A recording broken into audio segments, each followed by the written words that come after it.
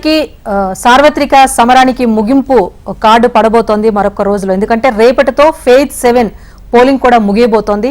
మొత్తం 7 దఫాలుగా జరిగిన ఎన్నికల్లో పోలింగ్ లో అక్కడక్కడ చెదురుమదురు ఘటనలు జరిగినప్పటికీ కూడా ఓవరాల్ గా చూసుకుంటే ప్రశాంతంగానే జరిగిందని చెప్పొచ్చు. అయితే ఇప్పుడు రేపు పోలింగ్ ముగిసిన వెంటనే ఎగ్జిట్ పోల్స్ ప్రకటించేందుకు కూడా అన్ని సర్వేల సంస్థలు కూడా రెడీగా ఉన్న నేపథ్యంలో ఒక హీట్ వాతావరణం అయితే కనిపిస్తోంది ఎటు చూసినా. అయితే ఓవరాల్ గా ఇప్పటి వరకు చూసుకుంటే పోలింగ్ సరళి నేషనల్ యావరేజ్ ఒక 65% గా ఉన్నప్పటికీ కూడా గతంతో పోల్చుకుంటే పెద్దగా పోలింగ్ జరగలేదు, తక్కువ శాతం నమోదైందన్నది ఇప్పుడు తెర మీదకి వచ్చిన అంశం. ఇంకొకటి, ఎన్నికల ప్రచార సభల్లో కానీ ర్యాలీల్లో ప్రముఖులు మాట్లాడిన మాటలు కూడా కొంతవరకు ప్రభావితం చూపించాయన్న అంశం కూడా తెర మీదకి వస్తోంది. సో ప్రచార కార్యక్రమాల్లో భాగంగా ఇటు బీజేపీ నుంచి ప్రధాని మోదీ నేరుగా ఎప్పుడూ లేనన్ని ర్యాలీలు నిర్వహించారు, ఎప్పుడూ పాల్గొన్నన్ని సభల్లో పాల్గొన్నారు. ఇటు రాహుల్ గాంధీ, ప్రియాంక, అధ్యక్షుడు ఖర్గే కూడా కీలకమైన ప్రచార సభల్లో పాల్గొన్నారు. తమదైన శైలిలో కాంగ్రెస్ గవర్నమెంట్ వస్తే ఎలాంటి నిర్ణయాలు తీసుకుంటుందని చెప్పేసి ఎవరికి నచ్చిన రీతిలో వారు హామీలు గుప్పించారు. అలాగే పాలన వస్తే గనక ఎలాంటి మార్పులు చోటు చేసుకుంటాయన్న అంశం కూడా తెర మీద తీసుకొచ్చారు. సో వీటన్నింటినీ దశల వారీగా జరిగిన ఎన్నికల్లో భాగంగా ఒక్కొక్క పోలింగ్ పర్సంటేజ్ నమోదు తర్వాత ఎన్నికల ప్రచార కార్యక్రమాల్లో భాగంగా వ్యాఖ్యల్లో హీటు కూడా పెరిగింది. దగ్గర పడుతున్న కొద్దీ కూడా నేతలు కూడా కీలక ప్రసంగాలు కూడా చేసిన సందర్భం మనం చూసాం. సో ఓవరాల్ గా ఇప్పటి వరకు నమోదైన పోలింగ్ పర్సంటేజ్ చూసుకున్నా, లేకపోతే ప్రచార సభల్లో కీలకమైన వ్యక్తులు చేసిన వ్యాఖ్యలు ఎంతవరకు ప్రభావం చూపించాయన్న అంశంపైన ఇవాళ బిగ్ డిబేట్ కొనసాగిద్దాం. పార్టిసిపేట్ చేస్తున్నారు అనలిస్ట్ లక్ష్మీనారాయణ గారు. నమస్తే లక్ష్మీనారాయణ గారు. నమస్తే. అలాగే మాజీ ఎమ్మెల్సీ కాంగ్రెస్ నుంచి దిలీప్ కుమార్ గారు ఉన్నారు. దిలీప్ కుమార్ గారు నమస్తే అండి. నమస్కారం. వీరితో పాటుగా బీజేపీ అధికార ప్రతినిధి రామ్ కుమార్ గారు కూడా పార్టిసిపేట్ చేస్తున్నారు. రామ్ కుమార్ గారు నమస్తే. నమస్తే అండి. ఎస్, ముందుగా విశ్లేషకులతో ముందుగా మొదలు పెడతారు. ఎందుకంటే లక్ష్మీనారాయణ గారు మీరు చెప్పండి, పోలింగ్ పర్సంటేజ్ నేషనల్ యావరేజ్ చూసుకుంటే ఒక 65% వరకు కూడా ఇప్పటి వరకు నమోదైంది. సో అప్పటితో పోల్చుకుంటే పోలింగ్ పర్సంటేజ్ కూడా తగ్గబోతోంది అన్న అంశం కూడా తెర మీదకి వస్తుంది. ఎందుకంటే ఫస్ట్ ఫేజ్ 1 లో 66% నమోదైనప్పటికీ మనం నిన్న లాస్ట్ టైం ఫేజ్ 6 లో చూసుకుంటే ఒక 63% వరకే నమోదైంది. సో తక్కువ శాతం నమోదనేది జరుగుతోందా? పోలింగ్ సరళిపైన ఏం చెప్తారు? కాస్త ఆసక్తికరమైనటువంటి పరిణామం. ఎందుకంటే మనం మొత్తం దేశవ్యాప్తంగా పోలైనటువంటి ఓట్ల శాతాన్ని చూస్తే 2014లో కంటే కూడా 2019, ఇప్పుడు 2024 ఈ 3 సాధారణ ఎన్నికల పోలింగులను సరళిని చూస్తే ఈ దఫా తక్కువగా జరిగింది.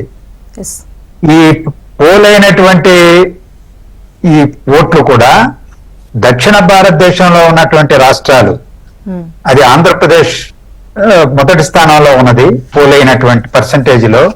తమిళనాడు, కర్ణాటక లేదా తెలంగాణ, కేరళ ఈ దక్షిణాది రాష్ట్రాలతో పోలిస్తే ఉత్తర భారతదేశంలో ఉన్నటువంటి రాష్ట్రాలు యూపీ గాని, ఢిల్లీ, రాజస్థాన్, మధ్యప్రదేశ్ ఆ రాష్ట్రాలలో తక్కువ పోలయింది.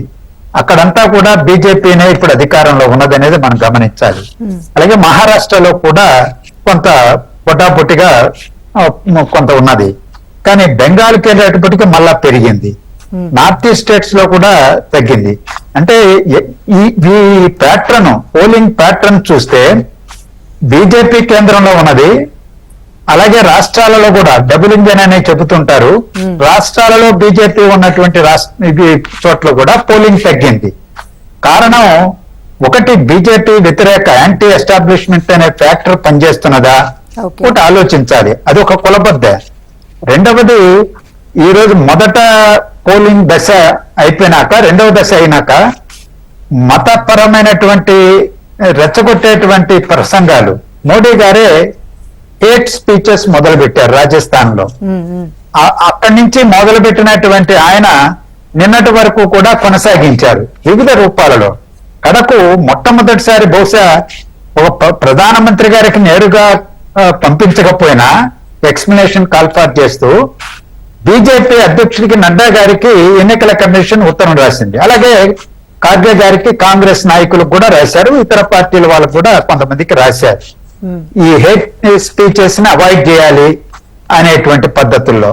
అది నేరుగా ప్రధానమంత్రి గారు లేకపోతే మాట్లాడినటువంటి వాళ్ళకే రాసి ఉంటే మరింత వెన్నెముకతో స్వతంత్రంగా స్వయం ప్రతిపత్తి కలిగినటువంటి ఎన్నికల సంఘంగా అది ప్రజలు అప్రిషియేట్ చేసేవాళ్ళు. వాళ్ళకు కాకుండా పార్టీ అధ్యక్షులకు రాశారు.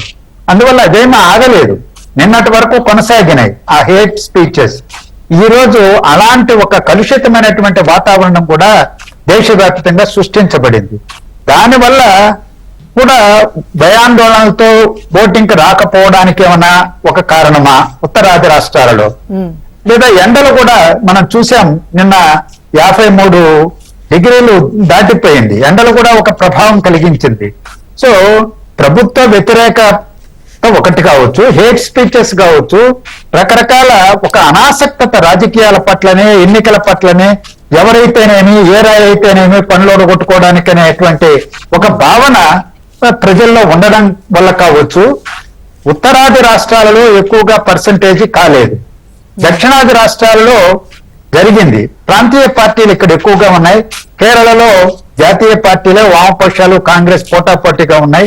తమిళనాడులో కానీ ఆంధ్రప్రదేశ్ లో కానీ ఇవన్నీ కూడా ప్రాంతీయ పార్టీలే. ఈ మధ్య కాంగ్రెస్ పార్టీ తెలంగాణలో, కర్ణాటకలో ఎన్నికల్లో గెలవడం, అధికారంలోకి కొత్తగా రావడం, ఆ ఊపులో వాళ్ళు ఉన్నారు.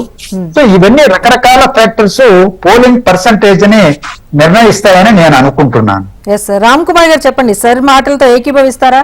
యాంటీ ఎస్టాబ్లిష్మెంట్ అనేది జరుగుతోందా? ఎందుకంటే పోలింగ్ పర్సంటేజ్ ఒక 2 to 3% అనేది ఆ వేరియేషన్ ప్రతి ఫేజ్ లో కూడా కనిపిస్తూ వచ్చింది. సో ఎక్కువ నమోదైన ప్రాంతాలు దక్షిణాది లేకపోతే ప్రాంతీయ పార్టీల అధికారంలో ఉన్న చోట్ల జరిగింది. సో ఇదేమైనా బీజేపీకి కాస్త వెనుకంజ వేసేందుకు ఏమైనా ఒక కారణంగా ఉంటుందా? నమస్తే అండి, మీకు అలాగే మిగతా మిత్రులు కూడానండి. ఇప్పుడు ఓటింగ్ శాతం తగ్గడానికి మెయిన్ కారణం ఏంటంటే అండి, అవతల పక్క అపోనెంట్స్ ఓటు వేయాలనుకునే వాళ్ళు ఎవరో ఓటింగ్ రాకపోవడం. వచ్చిన వాళ్ళలో ఎక్కువ శాతం మా ఓటర్సే అక్కడ ఉన్నారు. ఇంచుమించుగా మీకు అక్కడికి వెళ్తే తెలుస్తూ ఉంటది. ఇప్పుడు ఢిల్లీలో తీసుకుంటే ఆప్ ఉందండి, కాంగ్రెస్ లో కలిసింది. జాతీయ పార్టీ కాంగ్రెస్ అక్కడ 2 స్థానాలు, ఢిల్లీ ఏమో మిగతా స్థానాలు, ఆప్ మిగతా స్థానాలు తీసుకునేటప్పటికి అసలు క్యాండిడేట్లు ఎవరున్నారో లేదో కన్ఫ్యూజన్. ఆ కన్ఫ్యూజన్ లోనే అసలు ఆప్ వైపు వేయాలనుకునే వాళ్ళు ఎవరో కూడా రాలేదు. అందులో కూడా కొంత శాతం ఆప్ నుంచి కూడా కరప్షన్ ఈ స్థాయిలో ఉందా, ఆయన జైల్లోకి వెళ్ళారని చెప్పి అక్కడ ఉన్న వాళ్ళు కూడా మా వైపు డైవర్ట్ అవ్వడం, ఇవన్నీ జరిగినాయండి.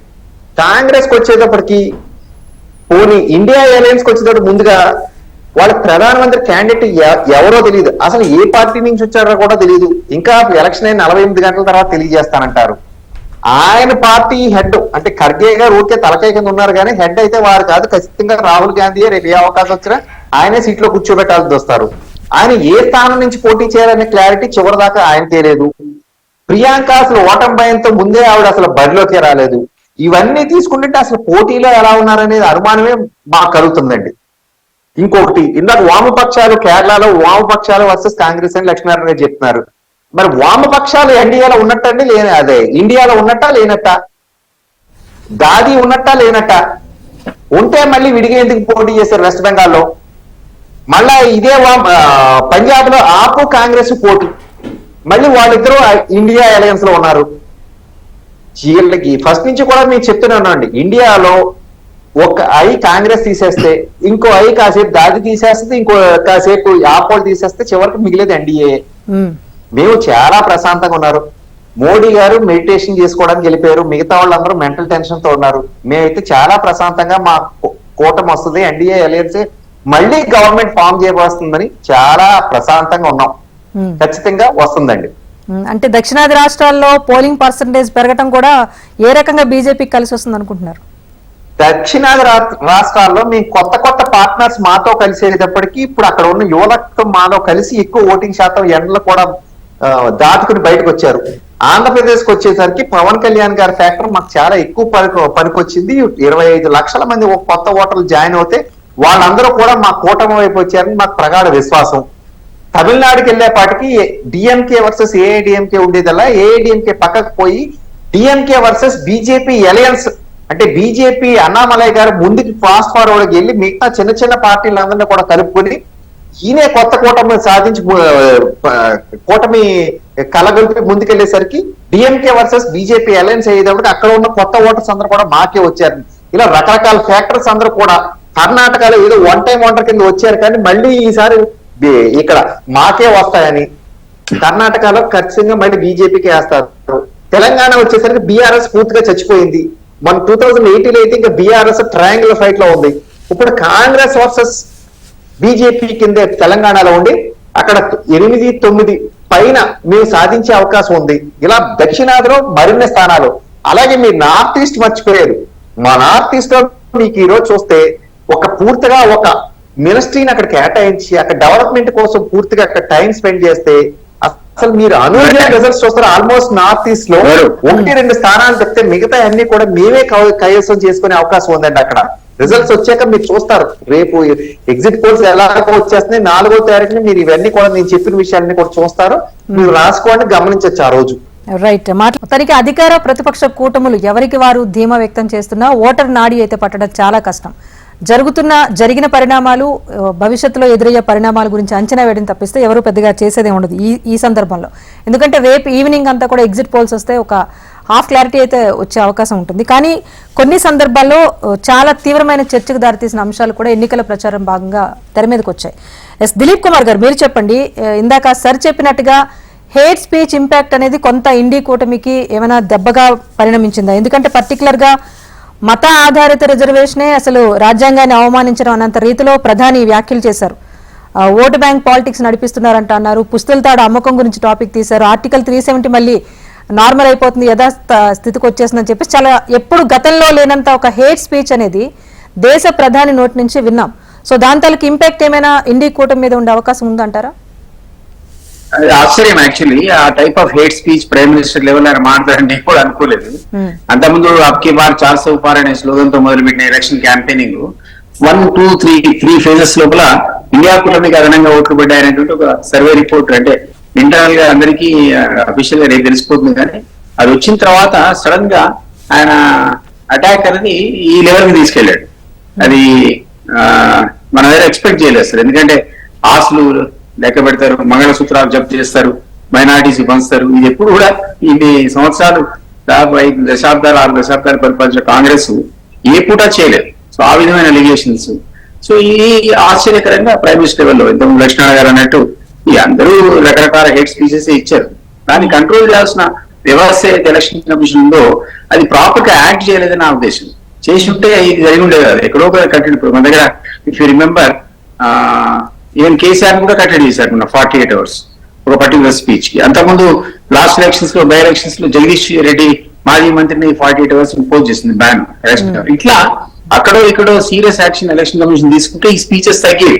కానీ ఇక్కడ పార్టీ అధ్యక్షులు నోటీసులు ఇస్తే అది తగ్గే దాఖలా లేకపోతే పెరిగిపోయాయి అసలు ఒకళ్ళ మీద ఒకళ్ళది. ఎవరైనా విత్ నో ఎక్సెప్షన్ అన్ని పార్టీలు ఒకళ్ళ మీద దుమ్ము పూసుకునే కార్యక్రమమే తప్ప అది అన్ని కూడా దూరమే. రాజ్యాంగం ఎవరు రద్దు చేస్తారు? రిజర్వేషన్స్ రద్దు చేస్తారని మేము అనొచ్చు, రాజ్యాంగం రద్దు చేస్తారని వాళ్ళు అనొచ్చు. ఇవన్నీ డెమోక్రటిక్ కంట్రీలో అంత ఈజీ కాదు. It's not possible. కొన్ని అజెండాలో పెట్టుకునేది ఆర్టికల్ 370 రద్దు చేస్తారు, కామన్ సేమ్ కోడ్ తెస్తారు. ఇవి కొన్ని ఉంటే ఉండొచ్చు. Unilateral decisions, absolute majority, brutal majority గతంలో వచ్చినప్పుడు సాధ్యపడదు. అంతకుముందే వాజ్పేయి, అద్వానీ గారి టైంలో కూడా డిపెండెంట్ గవర్నమెంట్ ఉన్నప్పుడు వాళ్ళు చాలా అజెండాలో ఉన్న అంశాలు వాయిదా వేశారు. వాయిదా వేసి దాన్ని ఇంప్లిమెంట్ చేయకుండా ఉంటాం మనం చూసాం. కాబట్టి dependent government is always safe ఎవరికైనా సరే. లేకపోతే ఈ ఆటోక్రాటిక్ యాక్ట్స్ అనేది మనం చూస్తా ఉన్నాం, గతంలో జరిగింది చూసాం, రేపు కూడా జరుగుతుంది. కాబట్టి అబ్కీ బార్ 400 వదిలేసేవాడు. అబ్కీ బార్ 200 పార్ అన్నదే కష్టమైన పరిస్థితికి రావడం అన్నది ఆ ఫ్రస్ట్రేషన్ లో టాప్ లెవెల్ లీడర్స్ అంతా కూడా పొలిటికల్ అట్మాస్ఫియర్ ని పొల్యూట్ చేసే విధంగా స్పీచ్ ఇవ్వడానికి చూసాం. సో ఇప్పుడు రియల్లీ డోంట్ నో ఎల్లుండి మీరు అన్నట్టు మార్క్స్ ఇస్తే కానీ ట్రెండ్స్ అర్థం కాదు. బట్ అప్పటిదాకా అయితే జరిగిన అన్ని పరిణామాలు పరిశీలించినట్టయితే ఒక లెవెల్ దాటి, పరిమితులకు దాటి రాజకీయ పార్టీలు ప్రసంగాలు కానీ, విద్వేషాలు రెచ్చగొట్టడం కానీ, అంటే ఓటర్ల ప్రముఖుల త్వరలో ఎన్నడూ లేదు అసలు. మన దగ్గర ఎదురికి ఎప్పుడైనా విన్నామా? మనకు తెలుసు స్థానిక ఎన్నికల్లో ఎమ్మెల్యే ఎలక్షన్స్ వచ్చినప్పుడు మద్యం కానీ డబ్బులు కానీ విరివిగా పంచారు. ఇవాళ డబ్బులు కూడా తప్ప వేరేవాడు పోటీ చేసే పరిస్థితి దాదాపుగా సదరన్ స్టేట్స్ లో కన్వర్జ్ అయిపోయింది. మోస్ట్లీ కరెక్ట్ యాటిట్యూడ్స్ కి ఇట్లాంటి పద్ధతులకు సదరన్ స్టేట్స్ లోనే రీజనల్ పార్టీస్ ప్రమోట్ చేస్తా ఉన్నాయి. అది దాని నుంచి ఈ రోజు ఫస్ట్ టైం లోక్సభ ఎలక్షన్ లో పోల్ మేనేజ్మెంట్ మొదలు పెట్టారు. ఆ పోల్ మేనేజ్మెంట్ అనేది ఒక డిప్లొమాటిక్ వర్డ్, అది నేను ఎలాబరేట్ చేయడు. కానీ ఈవెన్ ఇక్కడ ఓటర్లు డబ్బులు ఇచ్చే పరిస్థితి. ఎంపీ ఎలక్షన్స్ లో డబ్బులు ఇవ్వడం అనేది మనం ఎప్పుడు చూడలేదు. అది ఫస్ట్ టైం ఈ మధ్య కాలంలో మొన్న ఎలక్షన్స్ లో ఈవెన్ మన దగ్గర కూడా కనపడదు. కర్ణాటక అయితే అసలు లెక్కేలేదు దానికి. ఇవన్నీ వెరీ బ్యాడ్ ట్రెండ్స్. ఈ టైప్ ఆఫ్ ట్రెండ్స్ వల్ల పబ్లిక్ డెమోక్రటిక్ సెటప్ మీద విశ్వాసాన్ని కోల్పోతాడు. ప్రజలు ఒకసారి ప్రజాస్వామ్యం మీద విశ్వాసం కోల్పోయిన తర్వాత అల్టిమేట్ గా మనం ఏం గవర్నమెంట్ చేస్తున్నట్టు, ఈ రాజ్యం ఎవరి కోసం సర్వే అవుతున్నట్టు, ఇవన్నీ క్వశ్చన్ మార్క్స్ వస్తాయి. సో ఇది రాజకీయ పార్టీలు కటింగ్ అక్రాస్ టేబుల్ ఆలోచించాల్సిన అవసరం. దానికి అన్నిటికీ మించి ఏ విధమైనటువంటి చట్టస్వరణ లేకుండా ఎలక్షన్ కమిషన్ తనకున్న అధికారాలు వాడి ఇవన్నీ కూడా ఇంప్లిమెంట్ చేయొచ్చు.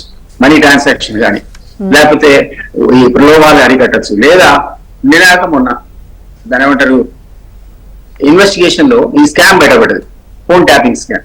అందులో ఆఫీసర్ ఇచ్చే రివల్యూషన్స్ ఏంటి?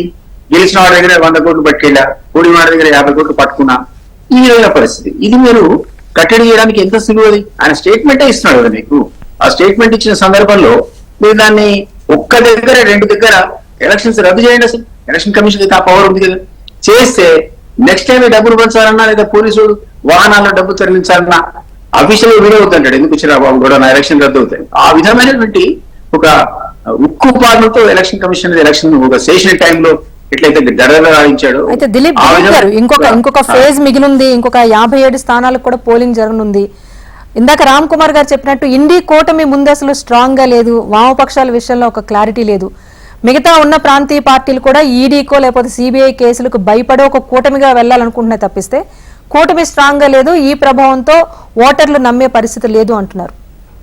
ఈ కూటమి స్ట్రాంగ్ ఉండడానికి వాళ్ళ చేతిలో ఉన్న విజిలెన్స్ గానీ, వాళ్ళ చేతిలో ఉన్నటువంటి ఈడీ గానీ, సిబిఐ గానీ, ఇవన్నీ కూడా ఎన్ఫోర్స్మెంట్ డైరెక్టరేట్ గానీ ఒక వెపన్స్ లాగా టెరరైజ్ చేస్తున్నారు కదా. గతంలో ఎప్పుడు చూడలే. ఒకప్పటి లాల్ కృష్ణ అద్వానీ వాజ్పేయి కాంబినేషన్ బీజేపీ రోజు అది డెడ్లీ కాంబినేషన్. అది Modi and Amit Shah combination deadly combination. మీరు ఏ రోజు మీ దగ్గర ఏకనాథ్ షిండే పుడతాడో, ఎప్పుడు మీ ప్రభుత్వం డెమోక్రటిక్ ఎన్నికలు ఎప్పుడు కూరుస్తారో అంతా మన ఎదురుగా చూస్తున్నాం కదా. ఇప్పటికి 8 ప్రభుత్వాలు కూల్చేశారు. సో రేపు పొద్దున వీళ్ళంతా అరెస్ట్ చేస్తున్నారు.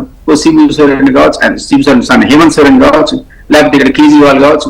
అసలు ఎవరు మీకు వ్యతిరేకంగా మాట్లాడితే వాడిని లోపలేసే కార్యక్రమం పెట్టుకున్నాక అసలు సర్వేలు ఎట్లా? అసలు వీళ్ళందరూ మీరు అనేది కరెక్టే ఇదే.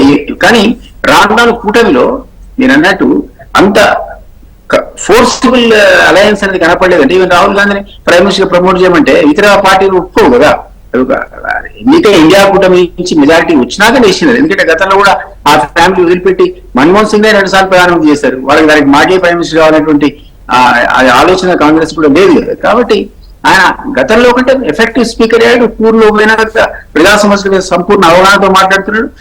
He has emerged like a very good leader Rahul Gandhi. కానీ ఈయనేమో ప్రధానమంత్రి అనడానికి రకరకాల ఆస్పిరెంట్స్ ఉన్నారు. అందులో కాంగ్రెస్ ఆ పని ఎలక్షన్స్ తర్వాత అధికారంలోకి వస్తే చేయడం తప్ప ముందు చేసే పరిస్థితి లేదు. వాళ్ళకేమంటే వాంటది మోడీ ఏమో ప్రధాని ప్రకటించున్నారు. వాళ్ళ ఇంటర్లోనే అసలు ఆర్ఎస్ఎస్ ఈ రోజు మోడీని యాక్సెప్ట్ చేసే పరిస్థితి లేదు.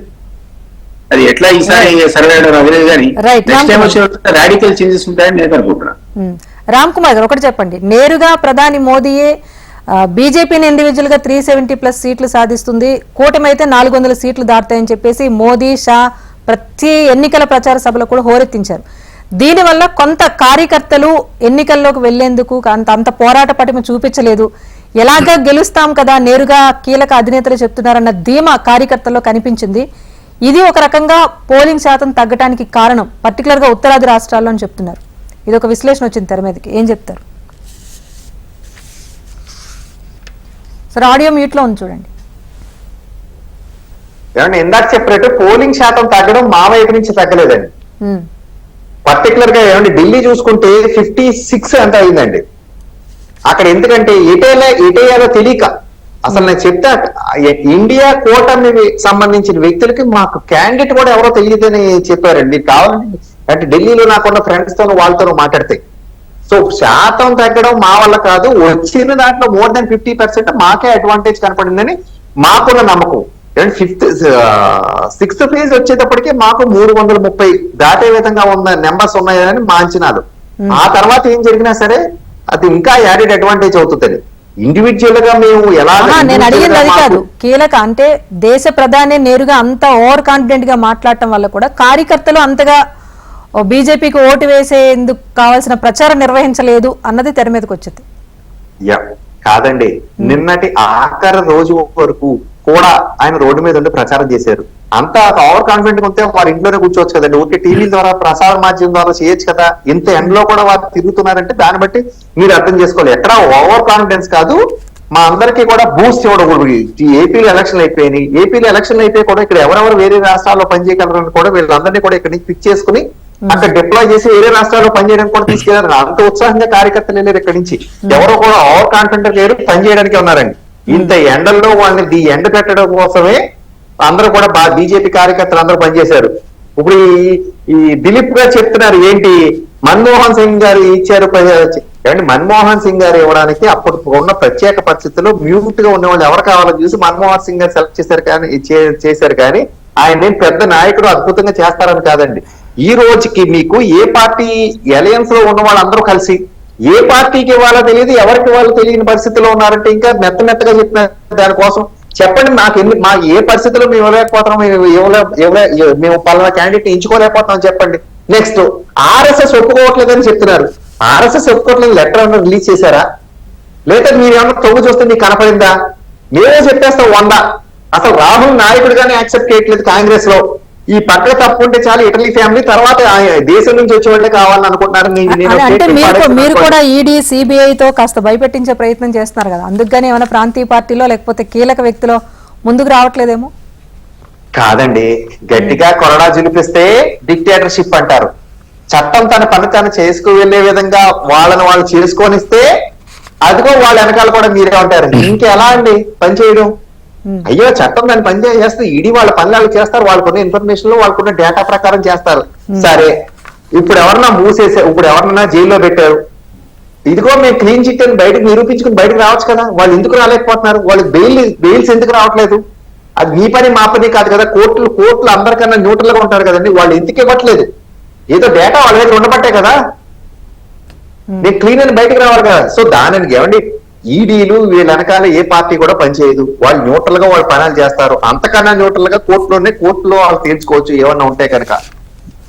ఇవన్నీ కాదండి, బేసిక్ గా ఏంటంటే ఎలక్షన్ దగ్గర పడి కొలిది ఎవరి కాళ్ళలో కాడి వదిలేశారు అంతే. ఏదో కూటమిగా కలిశారు కానీ కాడి మాత్రం కలిసికట్టుగా ముందుకు తీసుకెట్టలేదు. ఎవరి కాడి వదిలేశాడు. ఇంకోటి ఎవరన్నా మోస్తే పల్లకి ఎక్కుదామని అందరూ పల్లకి లోపల కూర్చుందామని చూస్తున్నారు కానీ మోయడానికి ఎవరు సిద్ధంగా లేదు. అఫ్కోర్స్ వేడి కూడా అలాగే ఉందనుకోండి, వేసవకాలం వేడి, అది వేరే విషయం. అక్కడే ల్యాప్సెస్ అన్ని బయటపడుతున్నాయి.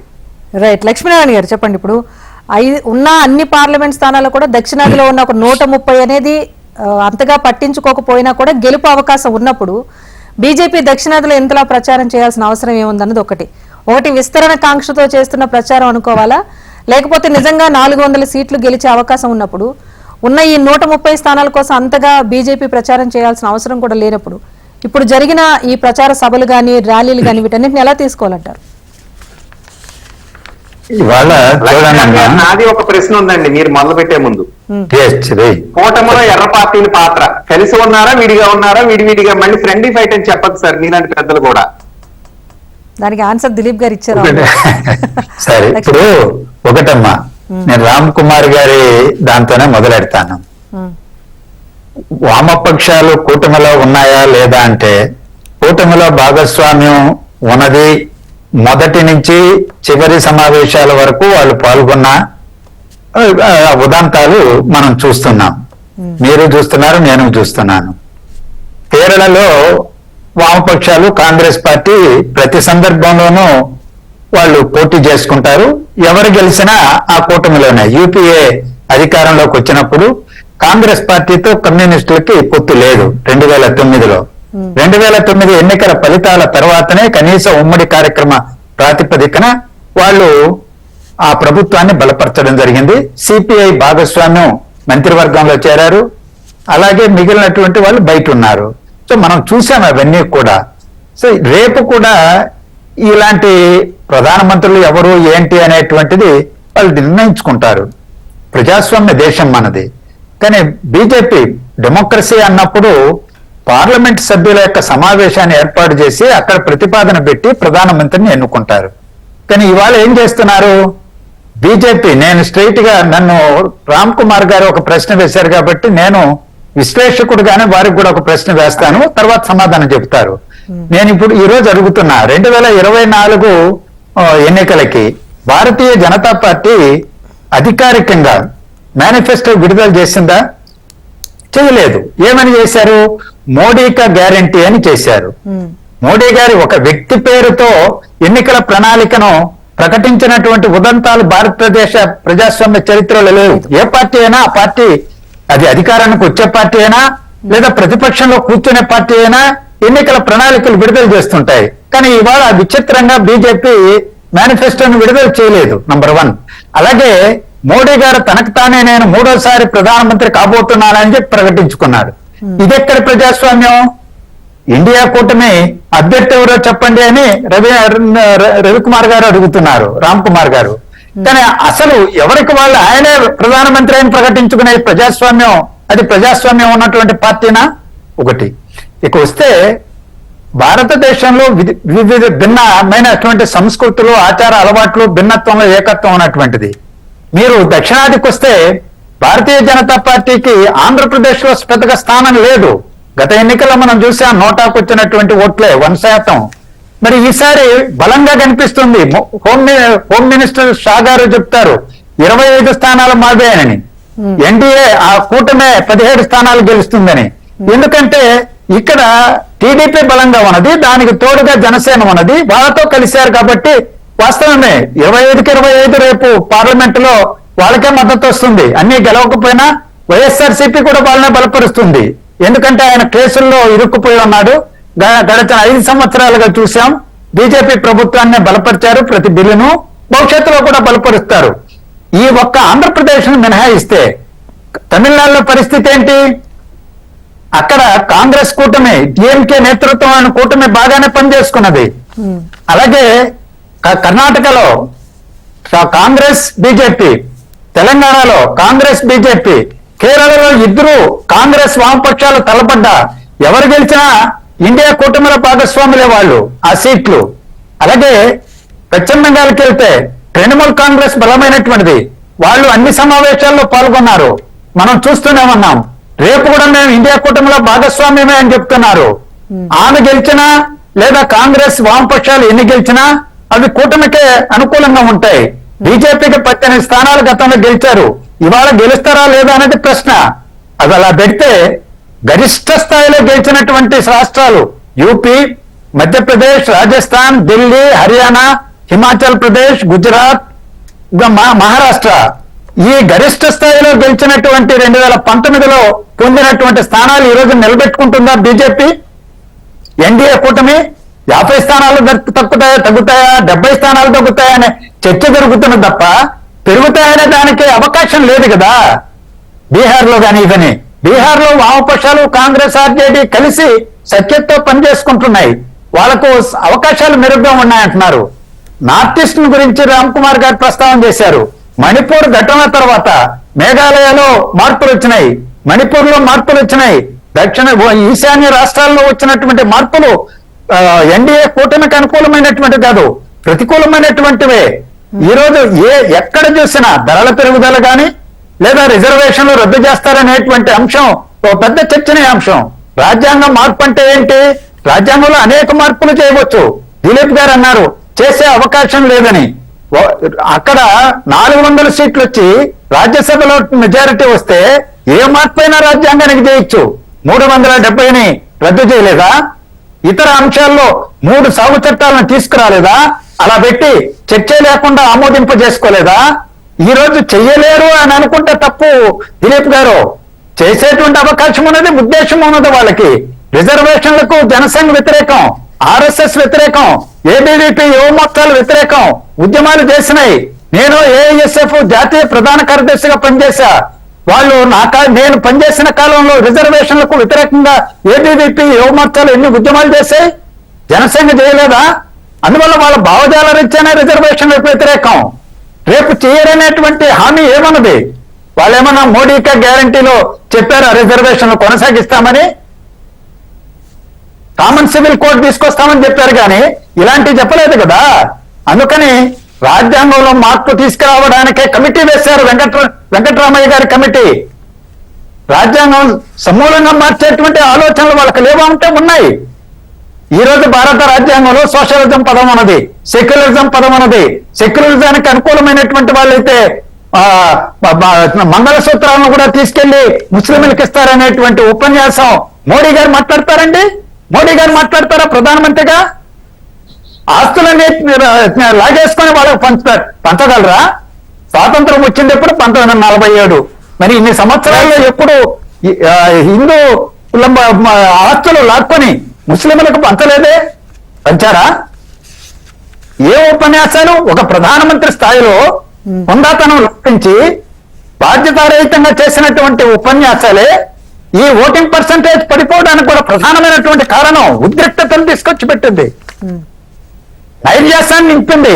అదే మరొక 48 గంటల్లో క్లారిటీ అయితే వస్తుంది ఎగ్జిట్ పోల్స్ పరంగా, ఫలితాల వరకు ఆగాల్సింది. మొత్తానికి ప్రజాస్వామ్య ప్రభుత్వంలో ఏ పార్టీకి కూడా పూర్తి స్థాయిలో అధికారాన్ని కట్టబెడితే కూడా అది కూడా ఒక రకంగా నిరంకుశంగా మారే అవకాశం ఉంటుంది కనుక ప్రజాస్వామ్య భారతదేశంలో అన్ని పార్టీలకు అవకాశం ఉండాలి అన్న అంశం కూడా తెర మీదకి వస్తుంది. లక్ష్మీనారాయణ గారు, మీరే కంటిన్యూషన్. ఇప్పుడు మీరు చెప్పినట్టుగా ఏపీలో పాలిటిక్స్ అన్న పక్కన పెడితే తమిళనాడు కానీ, బీహార్, బెంగాల్, మహారాష్ట్ర, ఒడిశా, జార్ఖండ్, ఢిల్లీ ఇలాంటి చాలా రాష్ట్రాలపైన టార్గెటెడ్గా బీజేపీ ముందుకు వెళ్తోంది. ఈ పర్టికులర్ స్టేట్స్లో ప్రాంతీయ పార్టీల హవాలు ఉన్న చోట బీజేపీ అయినా కాస్త పాగా వేయగలుగుతుంటారా? పరిణామాలు ఎలా ఉండే అవకాశం కనిపిస్తోంది? ఈ అన్ని రాష్ట్రాల్లో, మీరు ప్రస్తావించిన రాష్ట్రాల్లో భారతీయ జనతా పార్టీకి ప్రతికూలమైనటువంటి వాతావరణమే కనిపిస్తా ఉంది నా రీడింగ్ ప్రకారం. అలాగే వాళ్ళ అధికారంలో ఉన్నటువంటి రాష్ట్రాల్లో యాంటీ ఎస్టాబ్లిష్మెంట్ ఫ్యాక్టర్, ప్రభుత్వ వ్యతిరేకత కూడా ఎక్కువగా కనిపిస్తుంది. పంజాబ్ లోకి వెళితే చూడండి అమ్మా, రైతులు ఆందోళన చేశారు, 3 సాగు చట్టాలను రద్దు చేశారు, వాళ్ళకి ఇచ్చిన హామీలు అమలు చేయలేదు. వాటిని రిప్రజెంట్ చేయడానికి పోతామంటే మోడీ గారు పెట్టినటువంటి మీటింగుల దగ్గరికి ఎక్కడొస్తారని అన్ని హౌస్ అరెస్టులు, వాళ్ళను నిర్బంధించడము, ఇవన్నీ చేయడం. అంటే ఎన్నికల ప్రచారంలో జనరల్ గా ఏం చూస్తారు? ఓటర్లు దేవుడిగా భావిస్తారు. ఆ ఓటర్లని గృహ నిర్బంధాలు చేసి వాళ్ళకి నాయకుల్ని బయటికి రాకుండా చేసేటువంటి నిర్బంధకాండ విధిస్తే అది వ్యతిరేక ప్రభావం కలిగిస్తుందా, అనుకూల ప్రభావం కలిగిస్తుందా?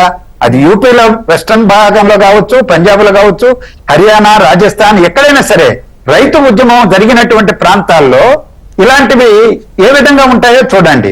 అలాగే ముస్లిం వ్యతిరేకత, ఈ రోజు యూపీలో ముస్లింలు అత్యధిక సంఖ్యలో ఉన్నటువంటి ప్రాంతాలు ఉన్నాయి, వాళ్లే డెసిసివ్ ఫోర్స్ గా ఉన్నటువంటి నియోజకవర్గాలు ఉన్నాయి. మరి అక్కడ హేట్ స్పీచెస్ ఏ విధమైనటువంటి ప్రభావాన్ని కలిగిస్తాయి?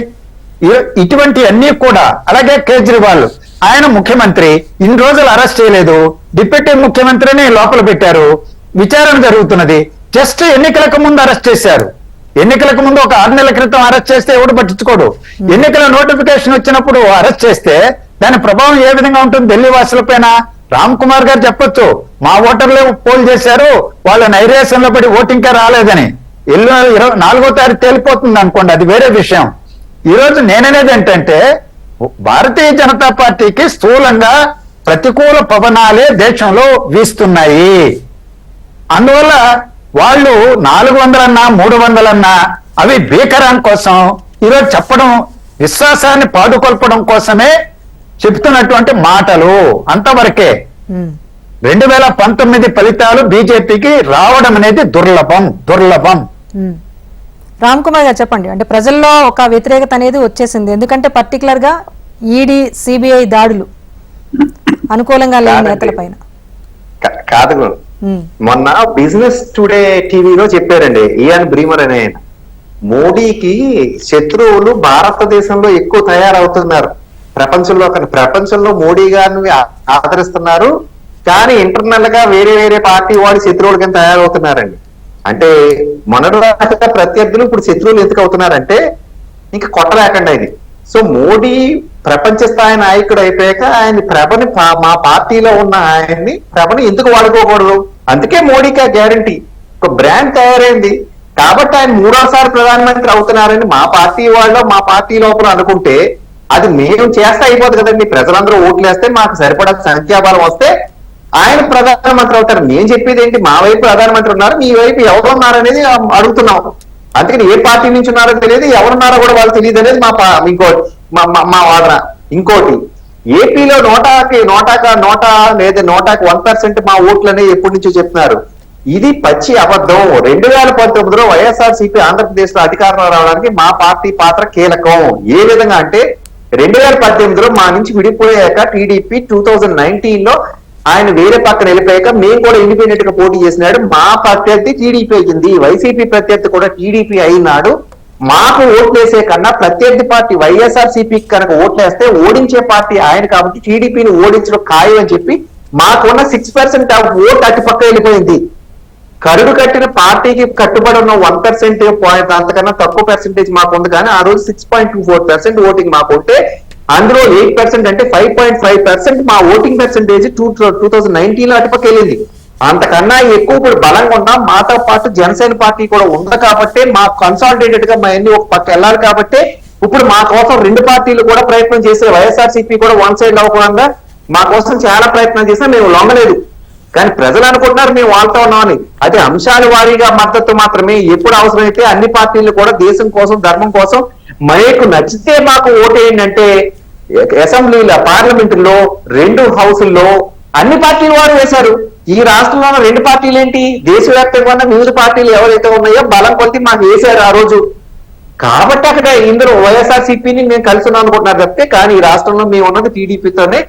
ఎన్డీఏ అలయన్స్ రాష్ట్రంలో వస్తుంది, దేశంలో కూడా ఎన్డీఏ అలయన్స్ రాబోతుందండి. దిలీప్ గారు డెమోక్రాటిక్ గా ఎలక్ట్ అయినటువంటి గవర్నమెంట్స్ ని బెదిరియటం, ఈడీని సిబిఐని అదేవిధంగా ఐటీ దాడులు పురుగొల్పడం, ఒక టైప్ ఆఫ్ టెర్రరైజేషన్. అదే బీజేపీలో పార్టీలు చేరిపోయారనుకోండి, అది స్లోగన్ పెట్టారు వాషింగ్ పౌడర్ మోడీ అని.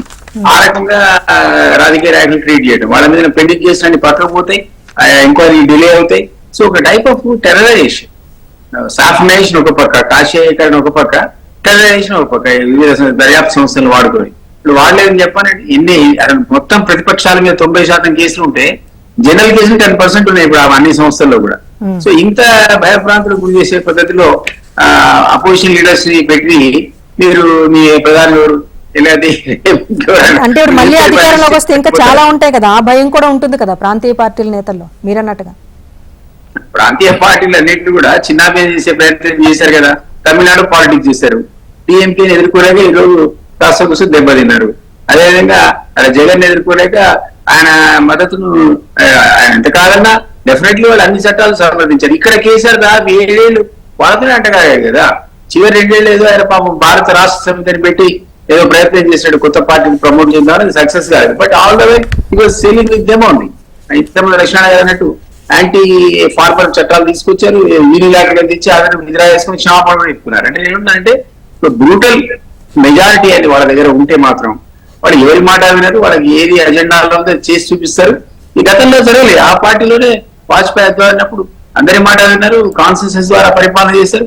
ఆ స్పిరిటే పోయింది అసలు. ఇప్పుడు ఏదైనా ఒక టైప్ ఆఫ్ ఏమంటే అన్డిక్లేర్డ్ డిక్టేటర్షిప్ నడుస్తుంది దేశంలో. ఇది ప్రజాస్వామ్యానికి ప్రమాదకరం అంటున్నాను నేను. అంటే అంతలో లక్ష్మణ అన్నట్టు ఆ టైప్ ఆఫ్ అబ్సల్యూట్ మెజారిటీ వస్తే వాళ్ళు రాజ్యాంగం మారుస్తారు, అన్నట్టు రిజర్వేషన్ కూడా రద్దు చేస్తారు, ఎవరేం చేయలేడు. ఆ టైప్ ఇప్పుడు అబ్కీ బార్ 400 పార్ అనేది ఇంపాసిబుల్. అది 200 పార్ కావడమే కష్టం. సో ఏ విధమైన కాంబినేషన్ ఎమర్జ్ అవుతుందో చూడాలి. మీరు యాంటీ ఇన్కంబెన్సీ ఫ్యాక్టర్ ఉంటే ఇవన్నీ కూడా చర్చకు వస్తున్నాయి. ప్రధానమంత్రి ఫ్రస్ట్రేషన్ లో మాట్లాడే డైలాగ్ అనుకున్నాం కదా. సో ఇవన్నీ ఇండికేషన్ వాళ్ళు అనుకున్న స్థాయిలో అనుకున్న పద్ధతిలో ఈ రోజు వాళ్ళకి ప్రజల మద్దతు లేదు, క్రమక్రమంగా కోల్పోయారు. అది ఎంతవరకు పోతుంది, ఎలక్ట్రల్ రిజల్ట్స్ లో ఎట్లా రిఫ్లెక్ట్ అవుతుందని మనకి ఎల్లుండి 4వ తారీఖు సాయంత్రం కదా తెలుసుకుంది. లక్ష్మీనారాయణ గారు చెప్పండి. అంటే 5 దశలు ముగిసేసరికి అమిత్ షా లాంటి వ్యక్తి 330 సీట్లు పక్కా అని చెప్పేసి ఆయన చాలా కాన్ఫిడెంట్ గా చెప్పారు. ఒకవేళ నిజంగా బీజేపీ అధికారం చేపడితే కనుక 2019 నుంచి 24 ఉన్న పరిస్థితుల కన్నా కూడా దారుణమైన పరిస్థితులు చూడబోతున్నామా? ఒకటి మాత్రం వాస్తవమ్మా, సింగిల్ బిగ్గెస్ట్ పార్టీగా, ఏ పార్టీ ఏకైక అతిపెద్ద పార్టీగా భారతీయ జనతా పార్టీ ఉంటుంది, దాంట్లో అనుమానం లేదు. కాకపోతే తనతో ఉన్నటువంటి పార్టీలు ఒక టీడీపీ లాంటి పార్టీలు తప్ప మిగిలిన పార్టీలన్నీ చిన్న చిన్న పార్టీలు, వాటి ప్రాతినిధ్యం చాలా తక్కువ ఉంటుంది. అన్నీ కలిపితే కావలసినటువంటి మెజారిటీ, కనీస మెజారిటీ వస్తుందా రాదా ప్రభుత్వం ఏర్పాటు చేయడానికి అనేది వేచి చూడాల్సిందే. మనమేమి రారు అని మనం చెప్పడానికేమీ ఆధారాలు లేవు. కానీ ఒక్కసారి ఈ రోజు ఏమైపోయిందంటే ఎవరొచ్చి కుర్చీలో కూర్చుంటే, మోడీ గారు కూర్చున్నారనుకోండి, సింగిల్ బిగ్గెస్ట్ పార్టీగా వాళ్ళని పిలవచ్చు, ఆయన కూర్చోవచ్చు. వాజ్పేయి గారు బీజేపీ నాయకుడే. ఆయన మెజారిటీ రుజువు చేసుకోవడానికి పార్లమెంట్ ముందుకెళ్లి ప్రలోభ పెట్టలేదు, ఎవరిని ప్రలోభ పెట్టలేదు కాబట్టి 13 రోజులకే రాజీనామా చేసేసాడు ఆయన. కానీ మోడీ గారు స్వభావం అటువంటిది కాదు. ఎందుకంటే మనం చూసాం గుజరాత్ నుంచి అరుణాచల్ మీదుగా మణిపూర్ వరకు, అలాగే మహారాష్ట్రలో పార్టీలను శివసేన మిత్ర పార్టీ భావజాల రీత్యా ఒకే తానులోని ముక్కలు, దాన్ని 2 ముక్కలు చేశారు, ఎన్సీపీని చేశారు. అందువల్ల ఇలాంటివి చూసిన తర్వాత మోడీ గారు లాంటి వాళ్ళు మళ్ళా అదే కుర్చీలో కూర్చుంటే సహజంగానే మేనేజ్ చేసుకోవడానికి ప్రయత్నం చేస్తారు. Yes. ముందు గుత్తగానే ఫిరాయింపులు చేయిస్తారు, ముందు గుత్తగానే, ఒకరిద్దరిని చేయించడం కాదు. ఒకటి కాకపోతే ఇంతకుముందు దిలీప్ గారు అన్నట్టు ఆర్ఎస్ఎస్ వార్తలు వస్తున్నాయి, చర్చ వస్తుంది. గడ్కరీ గారి ఎన్ని ముందుకు తీసుకొస్తారు, మోడీ గారు కన్నా 2019లో వచ్చినట్టు తంపి మెజారిటీ రాకపోతే ఆయన ఫెయిల్యూర్ కిందనే, ఆయన వ్యతిరేకత కిందనే ఓట్లు తగ్గాయి, సీట్లు తగ్గాయి అనే భావన వస్తే ఆర్ఎస్ఎస్ సర్వైవల్ క్వశ్చన్, భవిష్యత్ గవర్నమెంట్ నిలబెట్టుకోవాలి, ఇతర మిత్రులను సంపాదించుకోవాలని గడ్కరీ గారిను ఇంకొక XYZ ముందుకు తీసుకురావచ్చు. చెప్పలేం రాజకీయాలు ఏ విధంగా మారుతాయో. Right. 4వ తారీఖు తర్వాత అంకెల గారడీనే కానీ ఇంకోటి కాదు, నంబర్ గేమ్ మొదలవుతుంది. అందువల్ల మనం చెప్పలేము, ఊహించని పరిణామాలు కూడా రావచ్చు 4వ తారీఖు ఎన్నికల ఫలితాల అనంతరం. రైట్, థ్యాంక్ యూ లక్ష్మీనారాయణ గారు, దిలీప్ కుమార్ గారు అండ్ రామ్ కుమార్ గారు. థ్యాంక్ యూ సో మచ్ అండి డిబేట్ లో పార్టిసిపేట్ చేసినందుకు. మొత్తంగా 2014, 2019తో కంపేర్ చేసుకుంటే 2024కు సంబంధించి ఎన్నికల ప్రచారంలో అయితే కాస్త దూకుడుగానే బీజేపీ ముందుకు వెళ్ళింది. సో ఈ దూకుడు అనేది ఓడిపోతామన్న భయమా, లేకపోతే ఎక్కువగా విస్తరించాలనే ఒక ఆకాంక్షతో ముందుకు వెళ్లారా? ఇంత హేటెడ్ స్పీచ్ ప్రధాని ఎందుకు చేయాల్సి వచ్చింది? దీని తాలూకు ఇంపాక్ట్ ఇంకా ఒక్క దశ ఉంది పోలింగ్, దానిపైన ఏమైనా ప్రభావం చూపించే అవకాశం ఉందా? మొత్తంగా ఓవరాల్ గా 7 దశల్లో జరిగిన పోల్ పర్సంటేజ్ కూడా ఒక 65% వరకు కూడా నేషనల్ యావరేజ్ గా ఉన్న నేపథ్యంలో ఈ పోలింగ్ పర్సంటేజ్ అనేది ఏ పార్టీకి కలిసి వస్తుంది, సీట్లలో ఎంత వేరియేషన్ అనేది కనిపిస్తుంది, ఇలాంటి అంశాలకు మాత్రం జూన్ 4నే సమాధానం లభిస్తోంది. అప్పటి వరకు వేచి చూడాల్సిందే. ఇది వాళ్ళ big debate. Keep watching HM TV. వార్త ఆగదు, నిజం తాగదు.